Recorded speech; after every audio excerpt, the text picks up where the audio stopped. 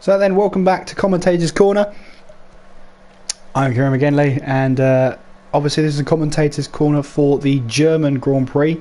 So please have a look back at that race. It was a stunning race to watch. And now comes the part of inviting all the drivers. Let's have a bit of a, not a fallout of the German Grand Prix, but I'd love your reactions from that Grand Prix in the comments below, and any questions you want to ask to the drivers, more than welcome to leave them in the comments. If they're clean enough, I can put them in the stream, no problem about that. For now though, we're going to invite all of the drivers who are ready and waiting to come into the stream, and we'll get on our way to inviting them all.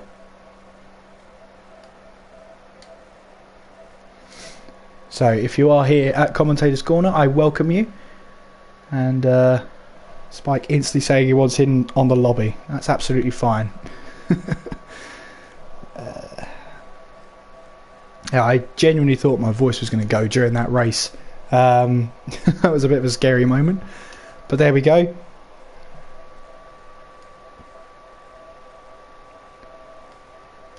So you can hear me now, inviting everybody.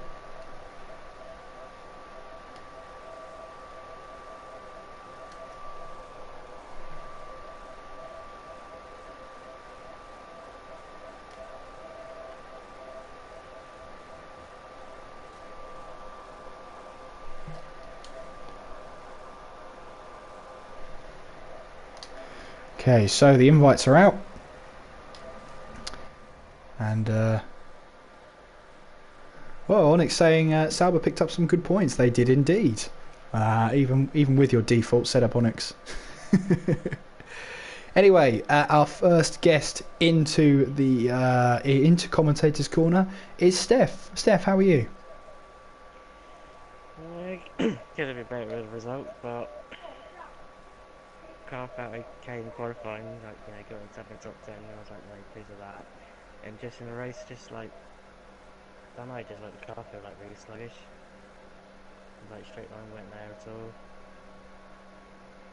all. Oh, then talk us through your race, because you had fastest lap there for a bit of a time before Poe got a front left puncture. That must have been disheartening to see him take fastest lap towards the end there.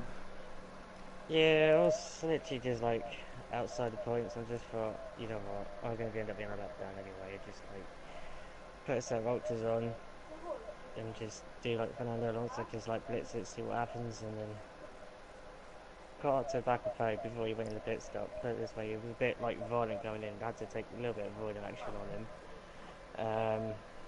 But instead of fastest lap, and the next thing is he sets one faster. I was just like, yeah, that's just disheartening. So. Well, you finished P12 in that race.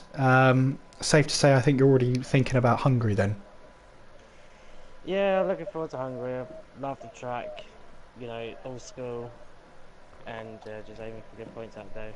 In the past, I had like previous good points out of it, especially at the higher end. So. Yeah. So how do you think your season's gone so far? Obviously, we've passed the halfway point in the season. How do you feel like your season's going so far? It's not too bad, not too bad. Some tracks could possibly like be a little bit better, and some of them are just exceeding goals, not to exceed. So looking forward to the second half. Like obviously you got Hungary, so I'll be definitely looking forward to that. And then you got Spa, Monza. Being eyeing on them, especially on Spa, because I feel quite good around there. So see what happens. Just taking each track at a time. Hopefully get points, but then also hoping that my teammate can also pull his weight a bit as well. Well, we had normally have drivers around the halfway point sort of target their finishes towards the end of the season. What would be a good championship finishing position for you? Just in the top 10 overall, if possible. But then obviously I'm in the field with we've got the mix of like Ollie Mays, C3 as well. So obviously they're like my main rivals around there, because obviously everyone's hovering around that last little couple of spots. So we'll see what happens.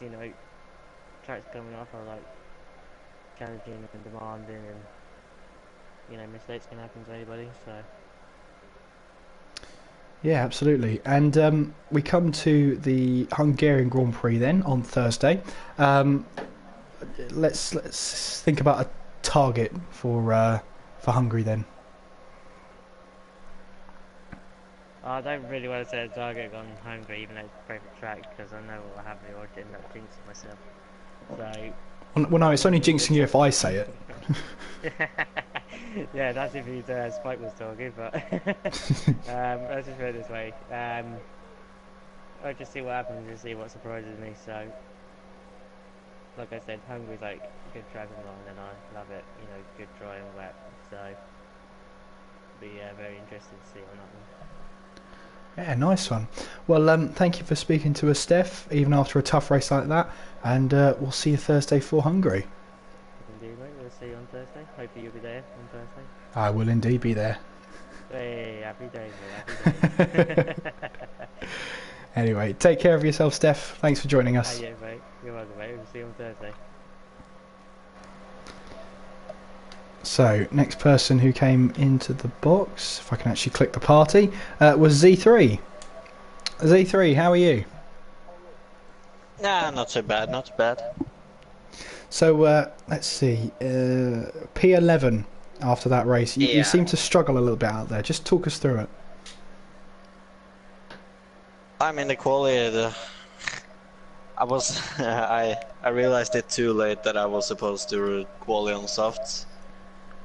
So I really tried to beat that lap on the softs because I knew this ultras would be like really good for 2 laps and then starting to fade off quickly, which was exactly what happened. And as I said, I did struggle, and I tried to make those ultras at least last the 4 first laps, I think, but like when I pitted, the grip was so horrible on them. Then I tried to go out on mediums, and I figured, well, let's see if they can go to the end. Which I quickly realized around lap 16 to 18 that was not going to happen. So then I went for a short, soft stint in the end. Yes. So, yeah. Well, I was just going to say, even after a tough race, looking towards Hungary then, where do you see yourself finishing there? Do you like the track? Well, I did like this track. Didn't get me points, so that's kind of bummed to think about, but Hungary is... I like Hungary. Not too sure about it. I've been good before, but yeah. Never sure. Never sure. Always a vague answer. I like it. So like I asked Steph, obviously halfway through the season now, drivers start to target or make targets for the end of the season. Where do you see yourself finishing? Where would you like to finish? Well, I would like to win the championship, but I don't think that is happening. Is it still mathematically possible? I think it is. I don't think so. Well, it's probably mathematical possible, but I don't think so. But I don't know, in that mix around Steph and Ollie, Mace, I mean, just as Steph said, it's kind of looking like those are guys who's my main rivals at the moment. Yeah, and so you want to obviously finish at the head of that pack then? Obviously, yeah. Well, thank you for talking to us, C3, even after that tough race. And we'll see you on Thursday in Hungary. Thank you for being here, Kieran. Yeah, thank you for being me. That's the best compliment I could have had, Z3. Anyway, take care of yourself, Z3. We'll see you in Hungary. Yeah, mate. And then we have, finally in Commentator's Corner, second place in the race, Spike. Spike, how was that one for you? Hello, mate. How are you? Yeah, I'm not too bad. Yeah, I saw the race there. We were on course for a third place. A late puncture promoted you up into second place. So talk us through how that race went for you. Yeah, it was good. Very consistent, which is I've always like it when it's just consistent. Car was very good. Not very oversteery. Tyre was good. It was a bit dodgy at the start. Like Jay said in the chat, I think he's having a few issues with connecting for some reason to us because he was all over the place. The car kept jumping around. That was a bit of a disappointment for him. And then following some of the guys, they were racing hard, so I took very easy and didn't really make any risky manoeuvres. And I got some clear air, and I was P1 for a bit. But as soon as I saw Lambo was behind me, I was like, right, he's won the race because he was going to be on the softs at the end, and he's did very well, great drive. But I knew then, so I wasn't really going to fight him going into the hairpin. But for some reason he decided to miss his braking point, and at that point I was like, okay, well, I'll go back past you then. And then the next lap, he just DRS past me, and then I didn't see him again because obviously after my pit stop I come out in some traffic and had to battle my way through a couple of cars. But yeah, it was a good race. I did wonder if Poe was going to make the end because I know he'd started on the ultras. But yeah, luckily for me, he didn't quite make it. Yeah, and just want to take a trip back to qualifying. You qualified in P10 on the soft tyres. Was it always the plan to start on soft tyres? Yes. So, yeah, I did 2 sighters on the ultras I was only running it in standard and 2 ERS or something just to get a feel, for the track and what the car was feeling like. And then I was quite happy with the lap, but I made a couple of small mistakes in the final sector which cost me 2 or 3, maybe 4 tenths. So I could have been P9 just ahead of Jay, but P10 was fine with me. To be honest, if it had been P11, that would have been even better because then I would have started on the mediums just like Lambo. So then it might have been more interesting at the end, but yeah, no, it was always the plan to start on the softs because the ultras, it's very, very tight whether you could actually make one stop on the ultras work or not. It didn't work for Lambo this time. For Poe, this time. Yeah, so I was always going to qualify on the softs. So we talk about the Hungarian Grand Prix next. Talk us through the track. They say it's Monaco without the barriers. I think it's a lot better than the Monaco track for a start. Yeah, it's difficult, a little bit difficult to overtake on, but it's not so bad in the game, obviously. It's all about having a well-balanced car is going to go a long way, and a car that's not understeering too much. But I like the track. So where would you target yourself finishing? Obviously, it must be a race win, surely. Yeah. But there's lots of. I've said it before. There's plenty of quick drivers. Obviously, Lambo doing the Verstappen today, starting 18th. Okay, did one better than Verstappen, but yeah, it's going to be tight again. I'm looking forward to it. So obviously, I've asked other drivers about championship standings. For you, it's slightly different though. Lambo takes the lead of the championship.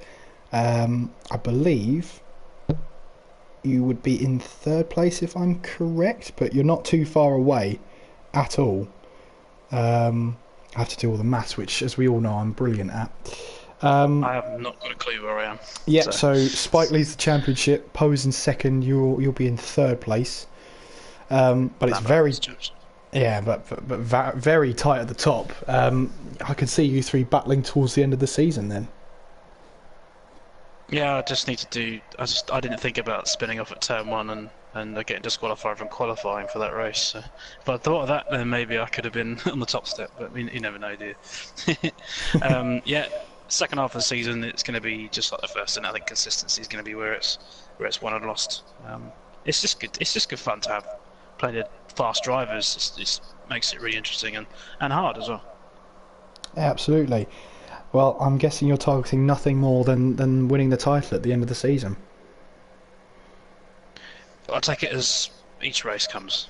I know I'm there or thereabouts, pace-wise, but again, it depends on, depends on lots of factors. So we'll just take it race by race and see where we get to. Well, thank you very much, Spike, for joining us on Commentator's Corner. Congratulations on your podium, and we'll see you on Thursday for Hungary. Thank you, mate. Take care. So, like I keep saying, the next race of TTL F1 will be at the Hungarian Grand Prix on Thursday. You can catch it live here on TTTV F1, TTTV TV. There's a lot of T's. But yeah, you can catch that on this channel live from around about 5 to 8 British summertime. Obviously, soon I'll have to say GMT again, but that's another matter. You can also catch the next rendition of TTL F2. That's happening on Sunday, of course, 2 25% races. You can catch that on this channel as well, and as well as that TTL FL, which is streamed live on Fridays by our very own Steph, who does a great job commentating those. But for here, for TTL F1, you can join us again on Thursday for the Hungarian Grand Prix, and I look forward to covering that one too. Until Hungary though, I've been Kieran McGinley. You've been watching. Take care of yourselves, and I will see you next time.